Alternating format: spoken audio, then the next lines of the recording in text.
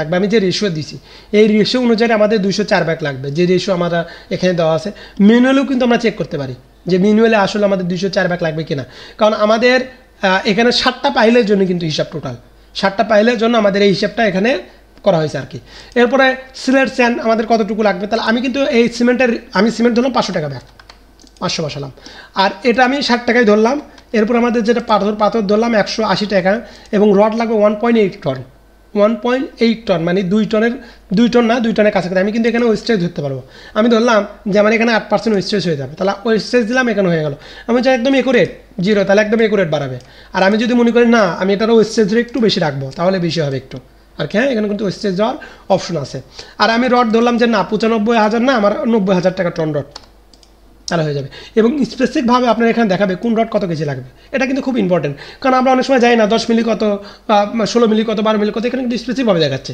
10 milli rod 730 KG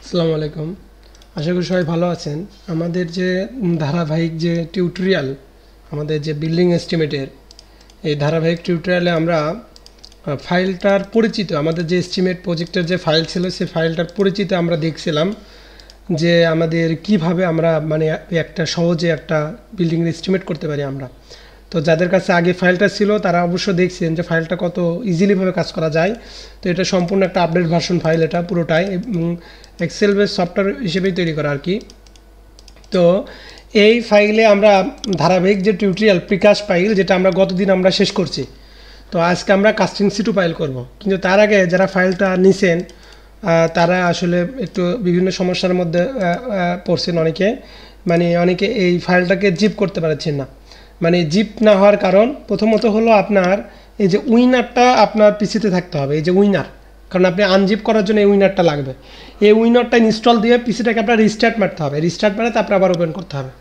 তারপরে আমাদের এই ফাইলটা যেটা আমাদের এখানে আছে এটা আমাদের এরকম অবস্থায় থাকে এটা আমাদের থাকে এরকম হিডেন অবস্থায় আমি দেখাচ্ছি এরকম আমাদের হিডেন অবস্থায় থাকে এটা তো অনেক সময় এটা শো করে না করার কারণ যে আপনারা ডিফল্ট অবস্থায় সেটিংয়ের ভিতরে ঝামেলা কারণে এটা হয় না আর কি তো এটা অবশ্যই এখান থেকে রিনেম করতে হবে বা প্রপার্টিতে যাইতে হবে প্রপার্টিতে গিয়ে এখানেও আপনি রিনেম করার আপনি অপশন পাবেন আর কি এখান থেকে এই যে হিডে আপনাকে দেখতে হবে যে ফাইলটা আপনার কিসে আছে এখানে আপনি দেখলে বুঝতে পারবেন এখানে ভার্সনে আপনার এটা দেখা যায় যে এটা আসলে ফাইলটা কিসে আমাদের আছে রিনেম আমাদের করা যাবে কি করা যাবে না আর কি তো এখান থেকে আমরা এই যে পিক অ্যান্ড এফ এই জিনিসটা অনেক সময় দেখবেন যে ভিন্ন রকম থাকে এই জায়গাটা চেঞ্জ করে দিতে হবে বুঝতে পারলেন যাতে এটা শুধুমাত্র এই হিডেন লেখা এই অংশটা শেষে থাকে বা এখান থেকে আমরা যদি নামটা একটু চেঞ্জ করে দিই দেখেন এখান থেকেও নাম কিন্তু চেঞ্জ করে দেওয়া যাবে দেখেন আমি জিপ পর্যন্ত রাখলাম ওকে দিলাম দিয়ে এখন ইয়েস দিলাম এভাবে করা যায় যদি না আসে অপশন এখানে গেলেন প্রপার্টিতে গেলেন যাওয়ার পরে এই যে এখানে আগে লেখা ছিল কিন্তু হিডেন আপনারা দেখছেন এটা আমি জিপ করে দিলাম আমি আবার দেখাচ্ছি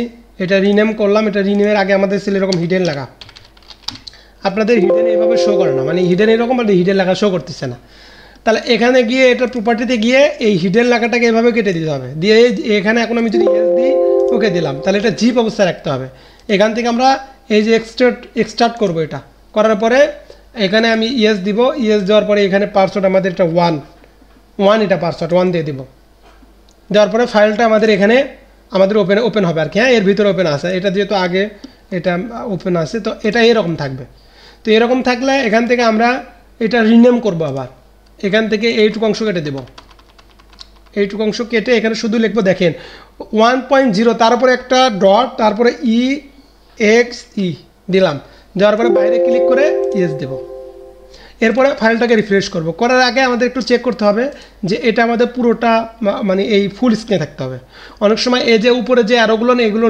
লোয়ার ভার্সনে শো করে না যেগুলো হায়ার ভার্সন সেগুলোতে এই যে মিনিমাইজ তারপরে এই যে রিস্টোর তারপরে এই যে ক্লোজ এই বাটনগুলো শো করে লোয়ার ভার্সনে শো করে না এখন মূলত হলো যে আপনারা যে এক্সেল ব্যবহার করেন অনেকে এক্সেলটা অ্যাক্টিভ না এই অ্যাক্টিভ এক্সেল না থাকার কারণে আমাদের কিন্তু অনেক সময় ফাইলটা আমরা কিন্তু ওপেন করতে পারছি না তো আমি এখানে দেখেন একটা ওয়েবসাইট ওপেন করছি এই যে গেট ইনটু পিসি এখানে গিয়ে মাইক্রোসফট অফিস 2036 এটাই ব্যবহার করি এটা অ্যাক্টিভ আপনারা চাইলে এটার পরিবর্তে 2019টা ব্যবহার করতে পারেন।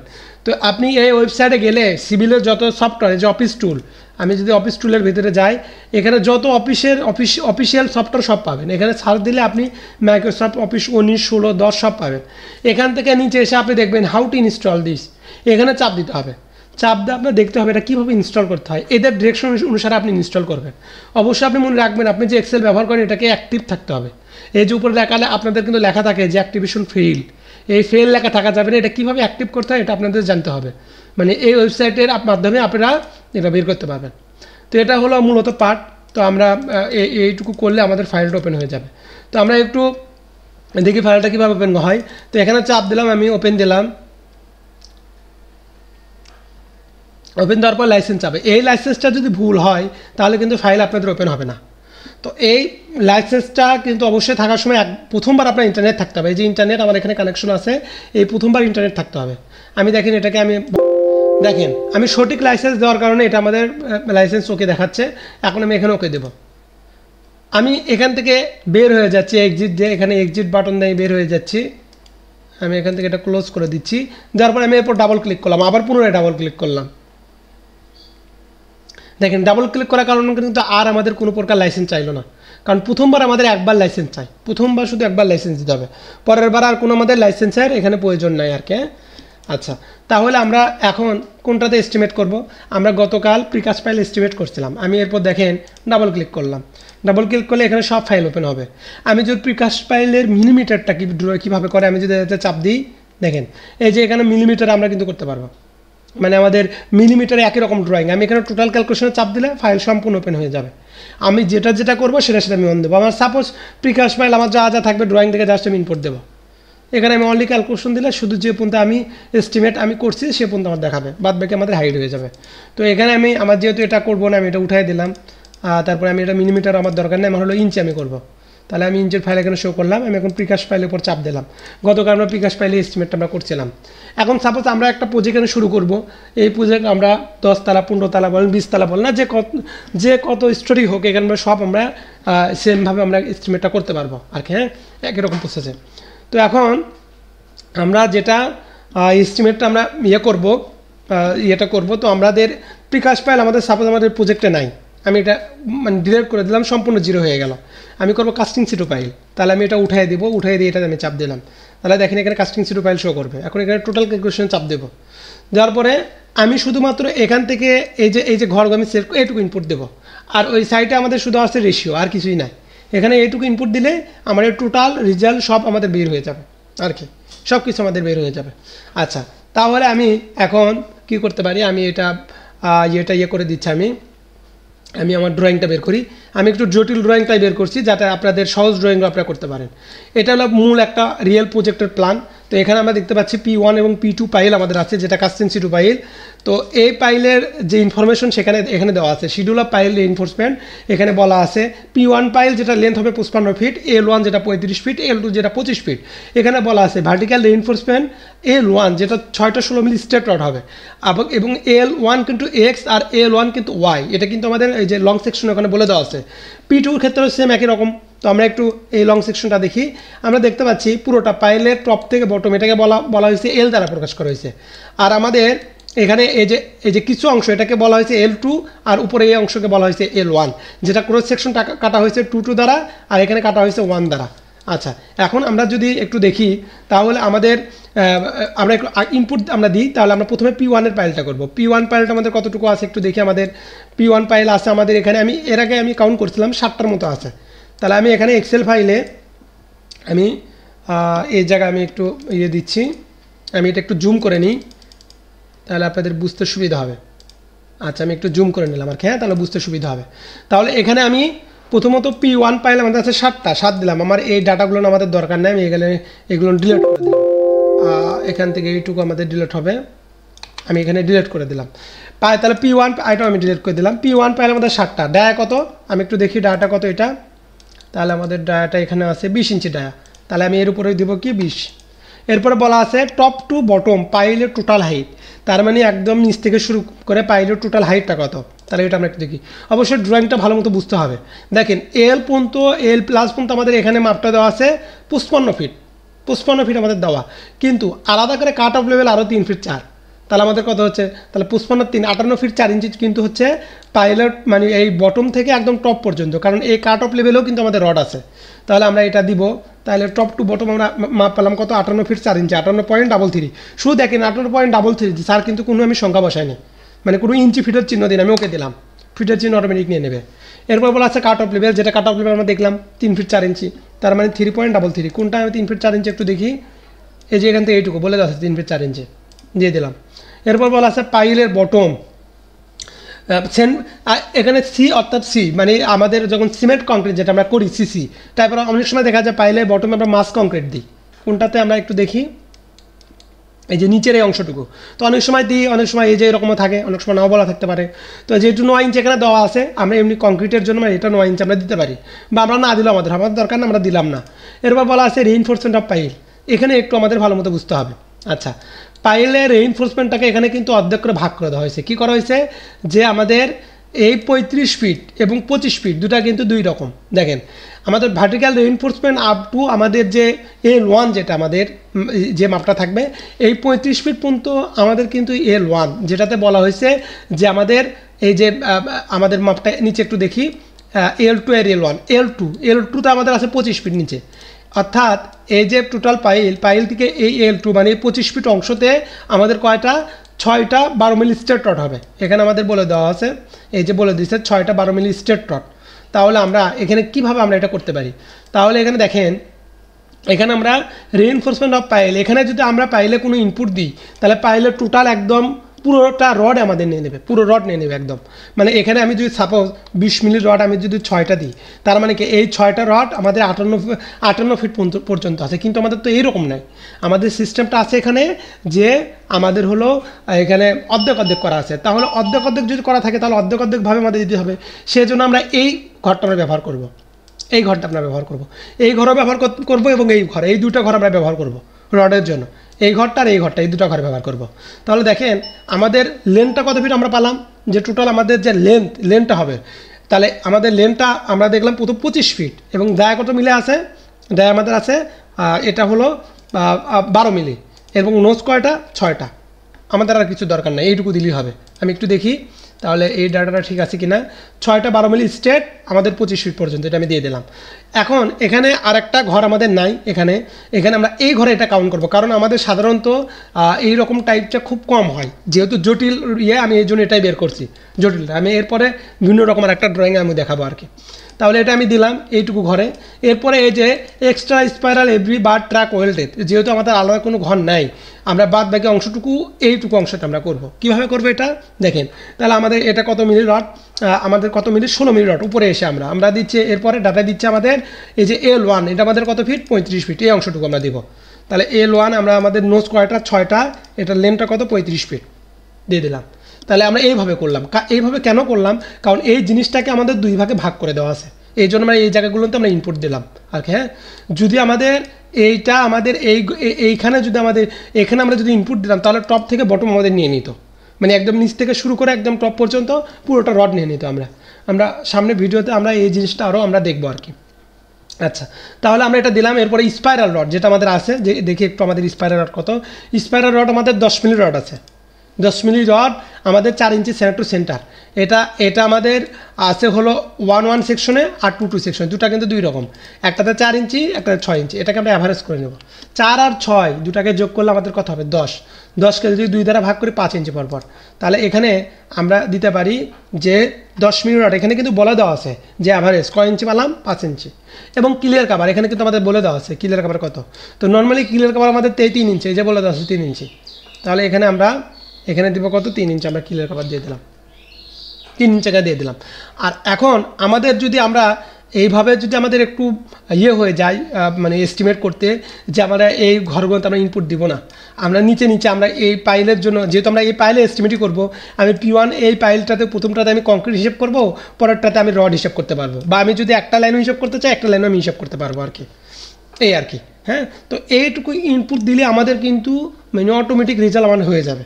তো এখানে আমাদের এই যে বলে দেওয়া আছে 12 মিলি স্পেস বার 5 ফিট পর ওয়েল্ডেড ট্র্যাক, যেটা আমাদের ভিতরে দেওয়া থাকে, মানে এইটা আর কি, হ্যাঁ, যে একটা রডের মতো আমাদের দেওয়া থাকে আর কি, মানে ভিতরের বারটা আর কি দেওয়া থাকে, এই যে স্ট্রিপনার যে বারটা 5 ফিট পর দেওয়া থাকে, এই যে ছোটো এই বারটা, এটা তো মেইন আমাদের স্পাইরাল, ভিতরে একটা বার 5 ফিট পর আমাদের দেওয়া থাকে। এই বারটা হিসেব করার জন্য আমাদের এই ঘরটা আমরা ইউজ করতাম, কিন্তু এই ঘরটাতে আমরা ওই দুইটা ইনপুট দেওয়ার কারণে আমরা এই ঘরটা ইউজ করতে পারলাম না আর কি, হ্যাঁ। এটা কেন জটিলতা দেখাচ্ছি, কারণ সহজটা আমি হলো দেখা যায় যে ইজিলি করা যায় আর কি, কিন্তু জটিলতা একটু করতে গেলে কষ্ট হয়ে যায় অনেকের ক্ষেত্রে, এই জন্য আমি এই জটিলতা একটু দেখাচ্ছি আর কি আপনাদেরকে। তো আমরা চাইলে এই ইনপুটটা আমরা এখানে না দিয়ে আমরা এইখানে আমরা জাস্ট আমরা ক্যালকুলেশন করতে পারি, যে আমাদের হলো রডের ক্যালকুলেশনটা আমরা দুই ভাগে করতে পারি। দেখেন আমি এখানে P1 দিলাম, এরপরে আমি এটাকে দিলাম P1, এটাও P1 দিলাম আর কি, হ্যাঁ, দুটাই P1 দিলাম। দেওয়ার পরে এই জায়গায় আমরা ধরেন এই যে আমাদের ইয়েটা আছে এক্সট্রা স্পাইরাল, যেটা আমাদের বলা আছে এক্সট্রা স্পাইরালটা হলো এই যে এই জিনিসটা আলাদা করে যে 5 ফিট পর দেওয়া থাকে, এটা আমাদের কত পিস হবে এটা আমাদের বের করতে হবে কাউন্ট করে। তো ধরলাম যে এটা আমাদের 10 মিলি রড, আমাদের ধরেন এটা মানে সংখ্যা, যেহেতু এটা আমাদের মানে পুরোটা পাইলের অংশ জুড়ে 5 ফিট পর হবে, তাহলে আমাদের টোটাল এই L2-র মাপটা আমাদের আছে কত ফিট, টোটাল আমাদের আছে 55 ফিট। তাহলে 5 ফিট পর আমি যদি দিই 55 ভাগ 5, তাহলে আমাদের কয়টা, 11টা, আর একটা বেশি ধরলাম 12টা আমাদের লাগবে। তাহলে নোস আমরা এখানে বসাবো কি 12 বসাবো। যদি আমাদের এরকম হ্যাশিক চিহ্ন হয়, তাহলে আমরা এই যে দেখেন উপরে আমাদের এই যে যোগ বাটন, এটা আমরা এইভাবে বড় করতে পারি, বা আমাদের এই যে জুম স্কেলটা বড় কাছে ছোটো করে দিলেও হবে। আগে কিন্তু এটা জুম ইন এইভাবে স্কেল ধরে ছোটো বড় করা যায় না, এখন কিন্তু স্কেল ধরে আপনি ছোটো বড় করতে পারেন যতটুকু আপনার দরকার। এই যে এটাও চাইলে এইভাবে ছোটো করে নেওয়া যাবে, মানে যতটুকু আপনার দরকার। এরপর লেন্থটা কত, লেন্থটা আমরা বসিয়ে দেবো। তো এই লেন্থটা, এই ভিতরের লেন্থটা আমাদের মানে এই ডায়া থেকে আমাদের বের করতে হবে কতটুকু আমাদের, মানে আমাদের সূত্র দিয়ে ডায়া থেকে এটা বের করতে হবে। তো আমরা এটা ধরে নিলাম যে এমনি আমরা অ্যাজুম করলাম যে এটা আমাদের 1 ফিট, এটা কতটুকু হবে এটা আমরা ম্যানুয়ালি আমরা বের করব। এইটুকু আমরা স্পাইরালের জন্য করে নিলাম। আমরা ধরে নিলাম যে এই P1 পাইলের কংক্রিট এবং স্পাইরাল আমরা এটাতে করলাম। এখন P1 পাইলের যে মেইন রডগুলো এটা আমরা নিচেরটাতে করব, সেম একই রকম প্রসেসে। তাহলে 7, 20, এটা আমাদের এটা আর দরকার নাই, এটা আমরা এই ডায়াগুলো আর দিব না, শুধু আমরা রডগুলো বসাবো, আর কোনো কিছু আমাদের বসানোর দরকার নেই, শুধু আমরা এখানে রডটা বসাবো। তাহলে দেখেন রডটা আমরা যদি এখানে যদি বসাই, তাহলে এখানে আমাদের হইলো আগের মতো আমরা যেটা বসাইছিলাম, মানে এই দুটো রডের ডায়া, এই দুটো রডের ডায়া, একটা 25 ফিটের জন্য, একটা 35 ফিটের জন্য। তাহলে এটা আমরা বসাচ্ছি। তাহলে এটা আমাদের কত মিলি রড একটা আছে 16 মিলি, 6টা রড 35 ফিট, আর একটাতে আছে কত আমাদের 16 মিলি লেন্থ, এটাতে লেন্থ আগে এই যে বলা যাচ্ছে লেন্থ আগে, length 25 feet, 16 milli rod, 12 milli rod, 6টা রড, এইটুকু বসাবো, আর কিছু না, এইটুকু আমরা বসাবো, আর কোনো কিছু আমাদের বসানোর দরকার নেই। এইটুকু আমাদের বসালে আমাদের হয়ে যাচ্ছে আর কি, হ্যাঁ। আর এই জায়গায় আমাদের আর তেমন কিছু, আমরা পাইলের ডায়া এখানে দিতে পারি, বা পাইলের ডায়া না দিলেও হবে, কোনো সমস্যা নাই। তো এখন আমরা এটা আমরা একটু দেখি নিচে আমাদের ডাটা কত আছে, এটা রডটা আমাদের সব চলে আসবে। আমি একটু জুম করে এই সাইড একটু দেখি, আমি এইটুকু শুধু ইনপুট দেবো। তাহলে দেখেন P1 এর জন্য 2 ঘর কেন আমি কাউন্ট করলাম, কারণ আমাদের এইখানে কিন্তু ভেঙে দেখানো আছে এই জিনিসটা। অনেক সময় কিন্তু এই রডটা মানে একদম স্ট্রেট থাকে, যে 16 মিলি 6টা স্ট্রেট রড। যদি সাপোজ আমাদের ড্রয়িংটা এইরকম হইতো, যে এইরকম না, এই যে টোটাল 58 ফিট লম্বা, 58 ফিট লম্বা আমাদের 6টা 16 মিলি রড আছে স্ট্রেট, তাহলে আমি এই জায়গার ভিতরে শুধু 6টা 16 মিলি স্ট্রেট দিতাম, একটা ঘরই হয়ে যেত। আমি সেটাও দেখাচ্ছি, আমি দুটা ড্রয়িং দিয়ে আমি দেখাবো, আমি এটাও দেখাচ্ছি ওটাও দেখাচ্ছি, দুটাই দেখাবো। তাহলে এই প্রসেসে আমি এটা অনবসর করলাম, এই প্রসেস আর কি, হ্যাঁ, যে এখানে জাস্ট ইনপুট দিলাম, তাহলে P1 এর জন্য হয়ে গেল। সেম প্রসেস আমি P2 এর জন্য করব। তাহলে আমি এখন কংক্রিটটাকে বের করি, কংক্রিট বের করার জন্য আমার এই জায়গায় রেশিওটা দিতে হবে, এই রেশিওগুলো আমি ডিলিট করে দিচ্ছি। আচ্ছা, এই রেশিওগুলো আমি এখানে ডিলিট করে দিলাম। তাহলে প্রথমটা রেশিও কত, প্রথম আমাদের এই ইয়েটার রেশিও 1.3, তাহলে আমাদের একবার রেশিও দিলেই হবে, কারণ আমি তো পরের পার্টে শুধু রডটা ক্যালকুলেশন করে নিয়েছি 1.3, আর আমাদের এখানে কেন দরকার নাই, কারণ P1 পাইলের জন্য, এই P1 পাইলের জন্য আমি 2 ঘর ব্যবহার করছি, কারণ একটা ঘরে আমি এখানে সম্পূর্ণ রড আমি করতে পারতাম না, কারণ যে ড্রয়িংটা আছে এই ড্রয়িং তো সবসময় হয় না, এটা হলো একটু জটিলতা দেখে আমি বের করছি। যদি এটা ইজি টাইপের হইতো, যে এরকম কোনো কিছুই না, জাস্ট আমাদের উপরে শুধুমাত্র আমাদের এই রডটা আছে, ধরেন আমাদের এরকম স্ট্রেট রড, ধরেন এই যে রডটা এটাকে যে ভেঙে এখানে বসাইছি এরকম নাই, শুধু স্ট্রেট রড আমাদের আছে। কীভাবে, যে 16 মিলি রড আমাদের 6টা একদম স্ট্রেট, তাই এইগুলো তাহলে আমাদের আর দরকার ছিল না, এটারও দরকার ছিল না, একটা ঘরেই আমরা করতে পারতাম। একটা ঘরে আমরা স্ট্রেট রড, আবার এরকমও থাকতে পারে যে 16 এরকমও থাকতে পারে 20 মিলি রড 4টা এবং 16 মিলি রড আমাদের ধরেন হলো 3টা হয়ে গেল। তার মানে কি এই রডটা একদম স্টেপ নিচ থেকে উপর পর্যন্ত স্ট্রেট একদম স্ট্রেট আছে আমাদের স্ট্রেট রড, তাহলে আমাদের এই একটা ঘরে এটাতেই কাউন্ট করতো, আলাদা করা হইতো না। এখানে বলা হয়েছে যদি আলাদা থাকতো তাহলে আমাদের করা লাগতো। আবার এই সেকশনটাকে যদি এরকমভাবে ভাঙা থাকতো আগের মতো, যে ধরেন আমাদের এখানে আমি এটা ডিলিট করে দিলাম যে 20 মিলি রড 4টা, যেটা কি যে পাইলের টপ থেকে বটম মানে 58 ফিট 33 এই পর্যন্ত একদম এই 4টা 20 মিলি স্টেপ যাবে এবং উপর দিকে গিয়ে ধরেন আমাদের যেটা আমি পিকাস পাইলে দেখাচ্ছি এই L1 অংশটুকু, এই L1 অংশটুকু আমাদের আরও অতিরিক্ত রড যোগ হবে, যেটা আমাদের কত ফিট, সাপোজ আমাদের ধরেন যে 20 ফিট বা 25 ফিট আমাদের টোটাল আরও 25 ফিট আমাদের কী থাকবে 16 মিলি রড এর সাথে আরও অ্যাটাচড হবে, 16 মিলি রড আরও আমাদের 3টা করে হবে। তাহলে কী হইলো যে এই 20 মিলি রড 4টা স্টেট থাকলেও এরপর আমাদের এই 25 ফিট অংশ যেটা আমরা বলতেছি যে আমাদের ড্রয়িংয়ে যদি এরকম থাকতো উপর দিকে, এই উপর দিকে আমাদের আরও অতিরিক্ত রড এখানে ব্যবহার হচ্ছে, তাহলে আমরা এইটুকু ইনপুট দিতাম। কারণ এখানে বলে দেওয়া আছে if the pile rod are on top level are difference, মানে টপ লেভেলের দিকে রডটা একটু ডিফারেন্স থাকে, তখন আমরা এটা ব্যবহার করতাম। বিশেষ করে পিকাস পাইলে কিন্তু এরকম সিস্টেম করা থাকে এবং পিকাস পাইলটা উপর দিকে আমাদের এই ড্রাইভিং করার কারণে এটা একটু মজবুত রাখতে হয় আর কি, এই জন্য। আচ্ছা, তো আমাদের এইরকমটা আমাদের ছিল না, আমাদের যেরকম ছিল আমি কন্ট্রোল জেড দিয়ে আমি আগের অবস্থায় যাচ্ছি, আমাদের যেরকম আমরা ইনপুট দিয়েছিলাম, কারণ আমরা একটা রিয়েল প্রজেক্টের এস্টিমেট করতেছি এইরকম। আমি পুরোটা কেন বিবরণ করলাম যে আপনাদের কাছে যদি ড্রয়িং থাকে তাহলে দেখেন কত সহজ, আপনি জাস্ট কয়টা ক্লিক করেন আপনাদের সব এস্টিমেট হয়ে গেল পাইলের, কিন্তু এটাই আপনি হাতে করতে যান আপনার অনেক সময় লেগে যাবে এই আর কি। তো আপনি এইটুকু ইনপুট দিলে আপনি দেখেন টোটাল রড এখানে সব কিছু আপনি কিন্তু পেয়ে যাবেন, মানে আপনার টোটাল রড সব মিলে সব সম্পূর্ণ কত কেজি হলো। তাহলে আমি যদি মনে এখন হিসাব করি যে AP1 পাইল 7টার জন্য রড আমাদের কত কেজি, এখানে আমি দেখতে পারবো নিচে। আমি একটু জুমিনটা কমে নিই। আচ্ছা, জুমিন এটা কিন্তু এই যে এই লেখাটা কিন্তু হয়ে যাওয়ার কারণে আমি জুম করে রাখছি, এই কারণে এটা কিন্তু জুম কমালে এটা কিন্তু অটোমেটিক ঠিক হয়ে যাবে। আমি একটু জুম বড় করে দিচ্ছি কেন, যাতে আপনারা স্পষ্ট দেখতে পারেন। তো এটা দেখেন এখন আমাদের এই যে ইয়েটা করতে আমাদের সিমেন্ট কয় ব্যাগ লাগবে, আমি যে রেশিও দিছি এই রেশিও অনুযায়ী আমাদের 204 ব্যাগ লাগবে, যে রেশিও আমরা এখানে দেওয়া আছে। ম্যানুয়ালেও কিন্তু আমরা চেক করতে পারি যে ম্যানুয়ালে আসলে আমাদের 204 ব্যাগ লাগবে কিনা, কারণ আমাদের এখানে 7টা পাইলের জন্য কিন্তু হিসাব, টোটাল 7টা পাইলের জন্য আমাদের এই হিসাবটা এখানে করা হয়েছে আর কি। এরপরে সিলেট স্যান্ড আমাদের কতটুকু লাগবে, তাহলে আমি কিন্তু এই আমি সিমেন্ট ধরলাম 500 টাকা ব্যাগ, 500 বসালাম, আর এটা আমি 60 টাকায় ধরলাম।